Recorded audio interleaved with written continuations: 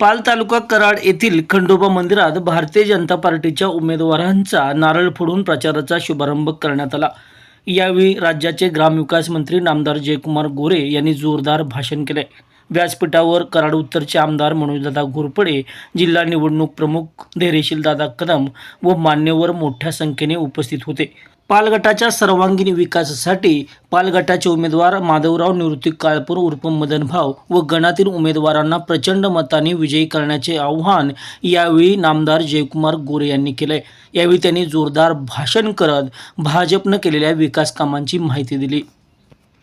सन्माननीय माधवरावजी काळभोर, पेरलेज पंचायत समिती गणाचे सन्माननीय प्रमोदजी कदम आणि चरेगाव पंचायत समिती गणाच्या उमेदवार सन्माननीय धैर्यजा माने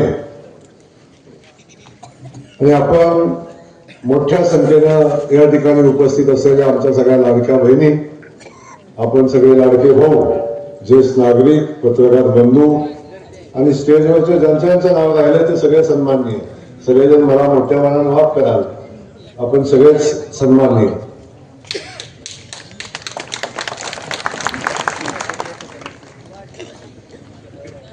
जिल्हा परिषदेचं पाल जिल्हा परिषद गटाचं 5 वर्षासाठी भविष्य आपण कुणाच्या हातात देणार आहे? पंचायत समितीच्या आमच्या दोन्ही पंचायत समिती गणाचं भविष्य आपण कुणाच्या हातात देणार आहे हे ठरवणारी आजची ही निवडणूक आहे। आणि या निवडणुकीच्या प्रचाराच्या निमित्तानं आपण सगळेजण या ठिकाणी जमलोय। वास्तविक पाहता या प्रचाराचा कालखंड निवडणूक आयोग आपल्याला का देतो? प्रचारासाठी 8-10 दिवसाचा 15 दिवसाचा वेळ निवडणूक आयोग आपल्याला एवढ्यासाठी देतं की ज्या पक्षानं उमेदवार उभे केलेले आहेत किंवा जे उमेदवार उभे राहिलेले आहेत त्या पक्षानं पाठीमागच्या 5 वर्षामध्ये केलेल्या कामाचा हिशोब लोकांना द्यायचा असतो की आम्हाला मागच्या वेळी संधी दिली, आम्ही हे काम तुमच्यासाठी केलंय आणि भविष्याच्या 5 वर्षासाठी तुम्ही जर आम्हाला निवडून दिलं तर आम्ही तुमच्यासाठी हे करू, तुमच्यासाठी ही कामं करू, हे काम तुमचं करू, हे सांगण्यासाठी वास्तविक पाहता हा निवडणुकीची प्रचार असतो। या प्रचार सभेच्या माध्यमातून अनेक उमेदवार आता निवडणुकीच्या अनुषंगाने येतील, या ठिकाणी चर्चा तुमच्याशी करतील, प्रचाराची सभाही होईल। आता आमची सभा झाली की उत्तर पूजा सभा इथं सभा होईल। पण इथं आल्यानंतर माझा पहिला प्रश्न सगळ्या या समोरच्या नेते मंडळींना आहे की बाबांनो इथे या, पण इथं आल्यानंतर तुम्ही 5 वर्ष मागचे 25 वर्ष तुम्ही इथं काय केलं याचा हिशोब समोर ठेवा आणि 5 वर्ष पुढचं काय करणार आहे। 5 वर्षामध्ये जर तुम्ही निवडून येणारच नाही, पण समजा अपघात झाला तर तुम्ही काम कुणाकडे मागणार आहे?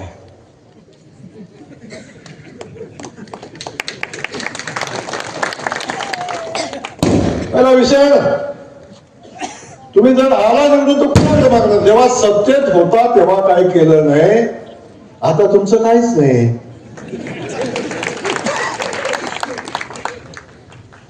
आता मोकळी तुतारी आहे, ती वाजवावी लई ताकद लागती, ती पण नाही। मग तुम्ही करणार काय? या भागातल्या लोकांचे सातत्याने अनेक प्रश्न आहेत। ही नगरी आमच्यासाठी पवित्र अशी नगरी आहे। या नगरीच्या विकासासाठी पाल आमचं प्रचंड मोठं प्रेम या गाववाल्यांचं आहे, माझंही आहे, आमच्या सगळ्या मनोजदादाचं आहे, धैर्यशील दादाचं आहे, आमचं कर्तव्य आहे। पालेचा खंडोरायाचा आशीर्वाद मिळाल्याशिवाय काहीच होत नाही आणि ते आशीर्वाद सातत्याने आमच्या पाठीशी ठेवण्याचं काम सातत्याने आमच्या पाठीशी राहिले. म्हणून माझ्यासारखं शेतकऱ्याचं पोरगं 4 वेळा आमदार झालं आणि आता ग्रामविकास खात्याचा मंत्री झालाय. मी तुम्हाला हे सांगण्यासाठी इथं आलं, ज्या जिल्हा परिषदेच्या निवडणुका आता होत आहेत, ज्या पंचायत समितीच्या निवडणुका आता होत आहेत, या दोन्ही संस्था या ग्रामविकास खात्याच्या अंतर्गत येतात. ही जिल्हा परिषद ग्रामविकास खात्याच्या अंतर्गत येते, पंचायत समिती ग्रामविकास खात्याच्या अंतर्गत येते, लांब कशाला ग्रामपंचायत सुद्धा ग्रामविकास खात्याच्या अंतर्गत येते.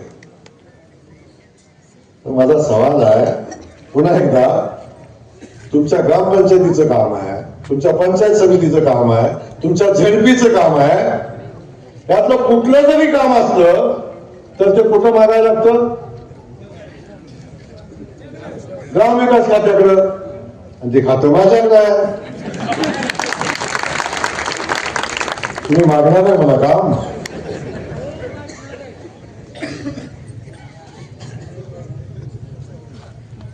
मी हे तुम्हाला सांगण्यासाठी आलोय की अख्खं ग्रामविकास खातं, अख्खं महाराष्ट्राचं सरकार इथं माधवराव कारभारांच्या पाठीशी उभा आहे, प्रमोद कदमांच्या पाठीशी उभा आहे, आमच्या धैर्यजा मानेंच्या पाठीशी उभा आहे. तुमच्या पाठीशी कोण आहे? आमच्या पाठीशी खंडोरायाचा आशीर्वाद आहे. ते पण घालवून बसले. ते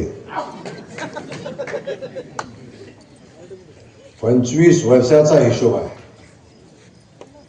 25 वर्षाचा हिशोब आहे. पहिल्यांदा पुन्हा एकदा मनापासून धन्यवाद. 15 वर्षाच्या धडपडीनंतर आमचं ऐकलं, मनोज दादाला तुम्ही निवडून दिले. वर्ण पिताश्री सुद्धा सांगत होते, बाबांनो कामाचं नाही बदला, पण तरी ऐकत नव्हता तुम्ही.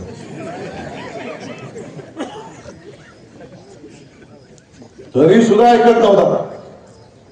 पण आता मी आपल्याला सांगतो, दिल्लीमध्ये भारतीय जनता पक्षाचं सरकार आहे, राज्यामध्ये आमच्या देवेंद्रजींचं सरकार आहे, जिल्ह्यामध्ये शिवेंद्र बाबा मंत्री आहे, जयकुमार गोरे मंत्री आहे, आणि अख्खा जिल्हा भारतीय जनता पक्षाच्या लाटेमध्ये आपण बघतोय.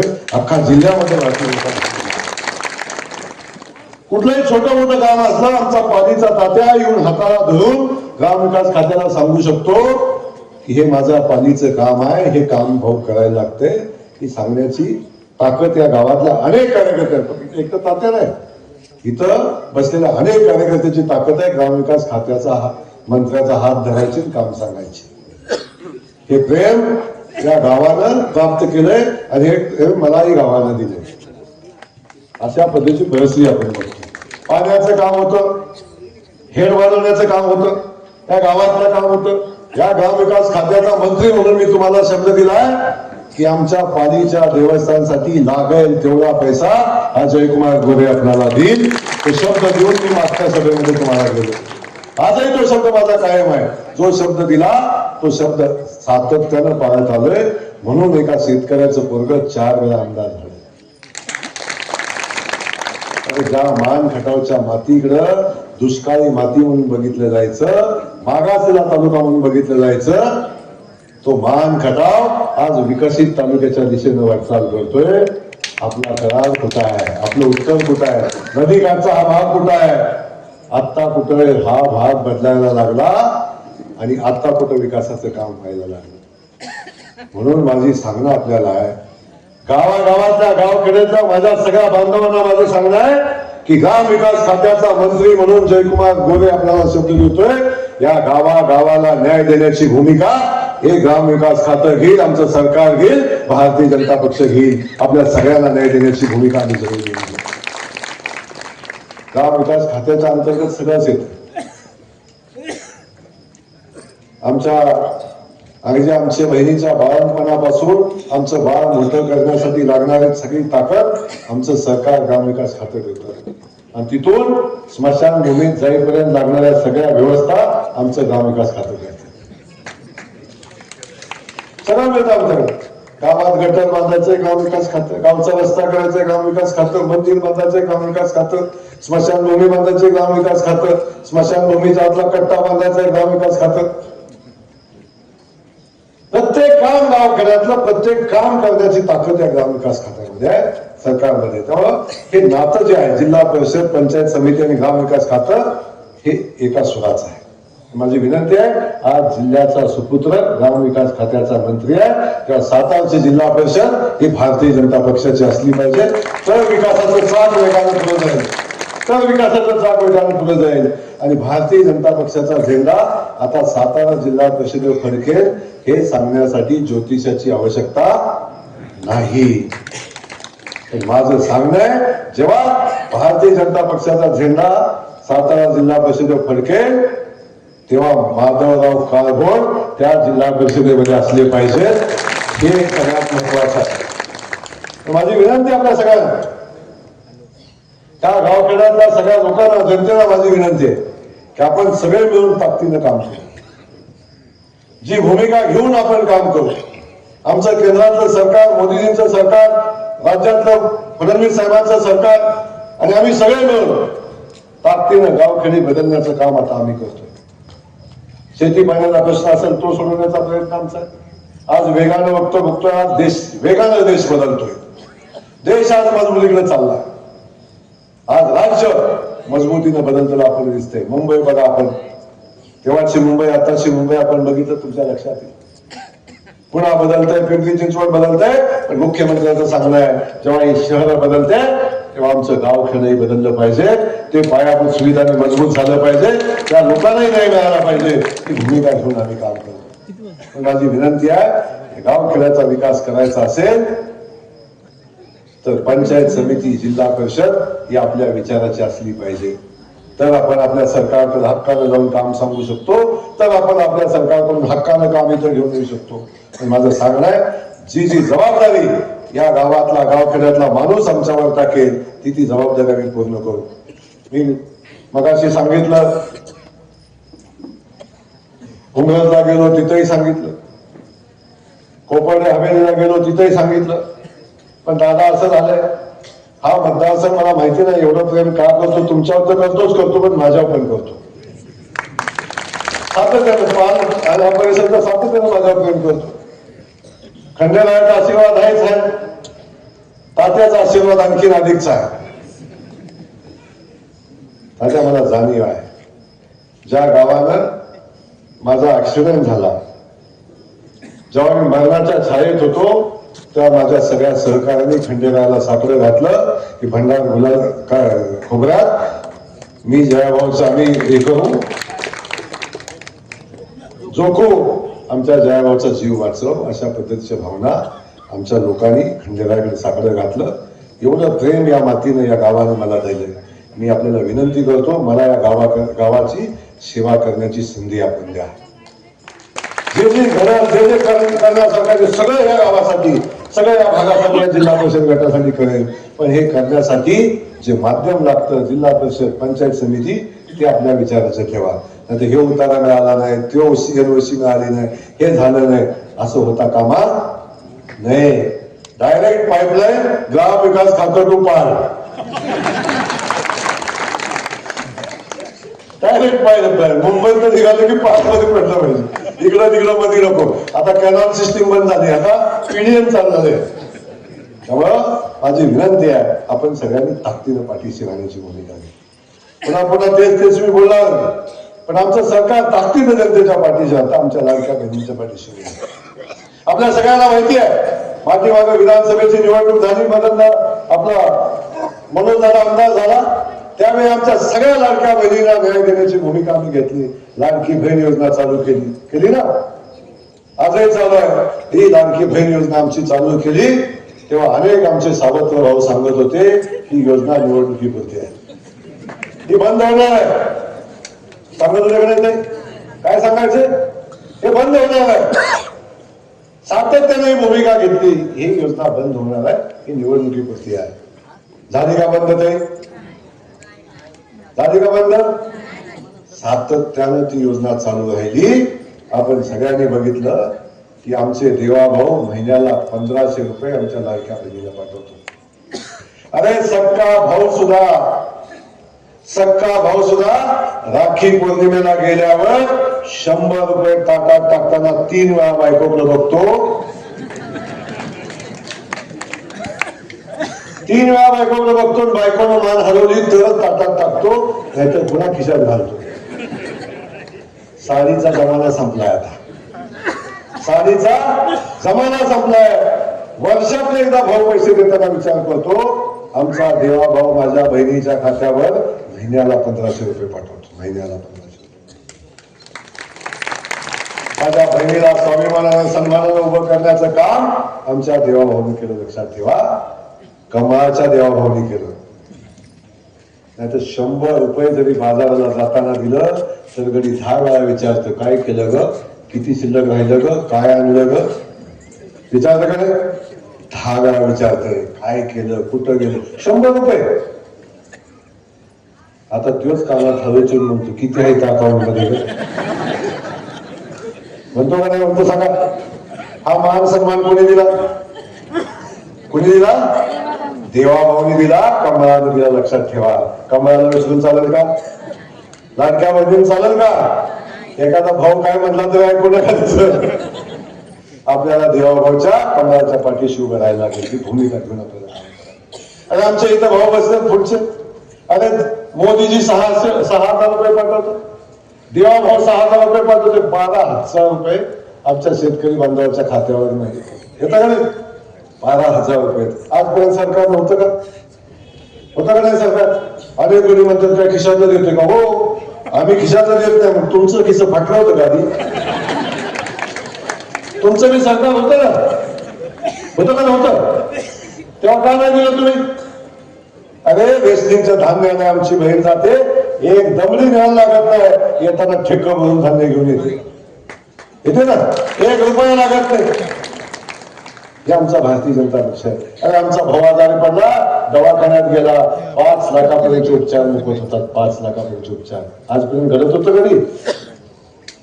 आजपर्यंत घडत होतं कधी? अरे त्याला मागेल त्याला घर, मागेल त्याला गॅस, मागेल ते सगळं मिळतंय. कामगाराला कामगाराची योजना मिळते. सगळ्यांना देण्याची भूमिका आमचं सरकार घेते. आणि हे भारतीय जनता पक्षाचं सरकार आहे. आजपर्यंत हे कधी घडलं नव्हतं की आता घडताना आपण बघतोय. माझी विनंती आहे, मोदीजींचं पहिल्यापासूनची भूमिका आहे, ना खाऊंगा ना खाणे दूंगा.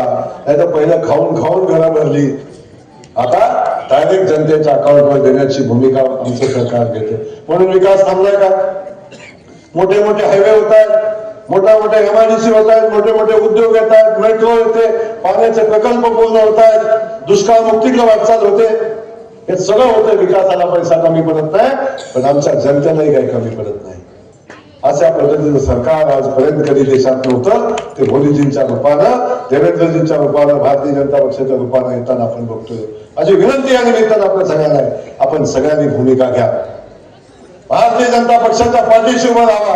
या जिल्हा परिषद सदस्य म्हणून आमच्या तायभाऊजींना निवडून द्या. माधवरावजी नाव पण खरे माधवराव, त्याला आपण निवडून द्या. त्यांनी जो जो शब्द दिला ना, आमचे पंचायत समितीचे दोन्ही मेंबर आहेत, जे जे शब्द देतील ना, तो प्रत्येक शब्द पूर्ण करण्याची जबाबदारी जयकुमार गोरेची आहे.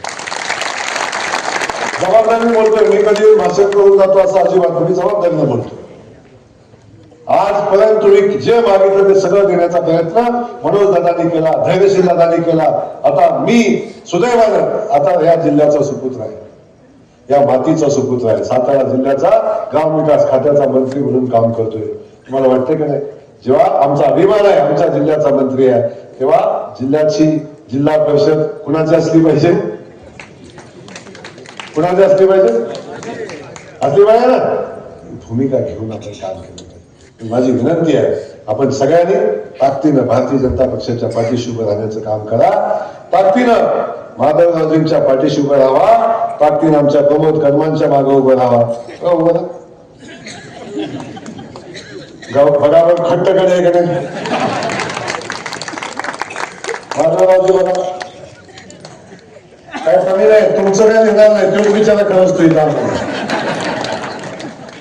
काही बघा आमच्या आधी इंजिनियर आहे, अगदी सुशिक्षित उमेदवार आहे, काही चिंता नका करू. भाऊ पैसे देणारा बहिणी इंजिनियर आहे, वाया जाणार नाही त्याची खात्री आहे, वाया जाणार नाही याची खात्री आहे. त्यामुळं अजिबात काळजी करू नका. तुम्ही या तिन्ही उमेदवारांच्या चिन्हासमोरचं कमळाचं बटन दाबा आणि यांना निवडून द्या. तुम्ही फक्त 7 तारखेला कमळाची काळजी घ्या. देवाभाऊनी सांगितले आपल्याला 7 तारखेला तुम्ही कमळाची काळजी घ्या. 5 वर्ष या जिल्हा परिषद गटाची काळजी घ्यायची जबाबदारी जयकुमार गोरे आमचे जुने आमदार नेते, त्यांना आमचा मनोज दादा, धैर्यशील दादा, आम्ही सगळे मिळून आपल्या सगळ्यांची काळजी घेतो. तुम्ही चिंता करू नका. उद्या येतील, उत्तर पूजा लगेच घालतील आणि सांगतील जयकुमार गोरे आले, घाटावरून आले, इकडे आले, तिकडे आले, तिकडचं बघा. तिकडचे एकदा बघायला खरंच या. अरे ज्या महान घाटावला कायम दुष्काळी माती म्हणून हिरवलं, कायम दुष्काळी मागासलेला तालुका म्हणून बघितलं, त्या तालुक्यात वाहणारं पाणी बघायला बाळासाहेब एकदा याच. खरंच या, माझी इच्छा आहे एकदा याच. काय केलं बघा जयकुमार गोरेने काय केलं. आणि काही वारसा नाही मला कुठं, कशाचा वारसा नाही, मला जनसेवेचा वारसा आहे. मला लोकांच्या दुष्काळमुक्तीचा वसा घेऊन कामाला सुरुवात केली, रात्रंदिवस मेहनत घेतली. माझा मान घटाव आज दुष्काळ मुक्तीकडे आहे. ऊसाचं कांड ज्या तालुक्यात पिकत नव्हतं, तुळशी बारशीच्या लग्नाला तिथं ऊस मिळत नव्हता, त्या तालुक्यात 5 साखर कारखाने चालू आहेत आणि 5 साखर कारखान्याला पुरेल एवढा ऊस माझ्या तालुक्यातनं बाहेर जातो. हे काम जयकुमार गोरे बरोबर केलं. त्याच मतदारसंघात शक्तीपीठ महामार्ग घेऊन चाललोय. तुमचा हायवे आहे ना, त्या हायवे पेक्षा मोठा हायवे शक्तीपीठ हायवे, विकासाचा मार्ग मानखटावच्या मातीत आम्ही घेऊन जातो. आज MIDC 8,500 एकरात, किती एकरात? 8,500 एकरात MIDC मंजूर केली. 2,000 कोटी रुपये दादा पहिल्या टप्प्यातल्या जमिनीच्या अधिग्रहणाला मंजूर केले. 25 वर्ष 30 वर्ष होता कुठे इथली MIDC. शामगावला पाणी नाही देऊ शकला, त्याच्या पलीकडच्या बाहेर. टेंबू कुठं आहे? टेंबू कुठं आहे तुमची? टेंबू कुठं आहे? तुमच्या तालुक्यात आहे ना? हा, टेंबू कसं हात मारली ना शामगावला तरी ऐकायला जाईल. तिथं पाणी नाही गेलं. इथलं पाणी उचललं तिकडं सांगोल्याला गेलं, सोलापूरला गेलं, सांगलीला गेलं. जयकुमार गोरे याला मान घटावला, इथलं कुठं?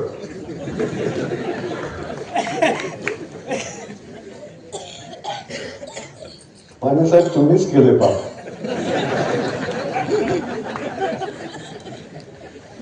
मीच केले आणि एवढ्या प्रयत्न उतरले. कोणाला घेऊ नका बाबा, माझी विनंती आहे आपल्या सगळ्यांना. माझी विनंती आहे ताकदीनं भारतीय जनता पक्षाच्या पाठीशी उभं राहावा. आता सगळ्या देशामध्ये भारतीय जनता पक्षाच्या पाठीशी लोक का उभे राहतात? कारण भारतीय जनता पक्षच आपल्याला न्याय देऊ शकतो, भारतीय जनता पक्षच विकास करू शकतो, भारतीय जनता पक्षच लाडक्या बहिणीच्या पाठीशी उभा राहू शकतो, भारतीय जनता पक्षच शेतकरी बांधवाच्या पाठीशी उभा राहू शकतो. मला सांगा, देवाभाऊनी शब्द दिला, तुमचं लाईट बिल 5 वर्षासाठी माफ केलंय. 5 वर्षासाठी माफ शब्द दिला होता ना. इथंच पुढं सभा झाली आपली, इथंच वाळवंटात शब्द दिलता देवाभाऊनी. द्या निवडून आमच्या मनोज दादाला, 5 वर्षासाठी तुमचं लाईट बिल माफ करतो. झालं का नाही 5 वर्षासाठी? तिथंच शब्द दिला की आमच्या शेतकरी बांधवाची कर्जमाफी करणार. साहेबांनी सांगितलं होता मुख्यमंत्र्यांनी, जून जुलैमध्ये आमच्या शेतकरी बांधवाला सुद्धा न्याय देण्याची भूमिका आपण घेतोय. शब्दाला जागणारं सरकार लक्षात घ्या. जो शब्द देईल त्या शब्दाप्रमाणे काम करणारं सरकार हे भारतीय जनता पक्षाचे सरकार आहे. त्यामुळं फुकटचे वाजू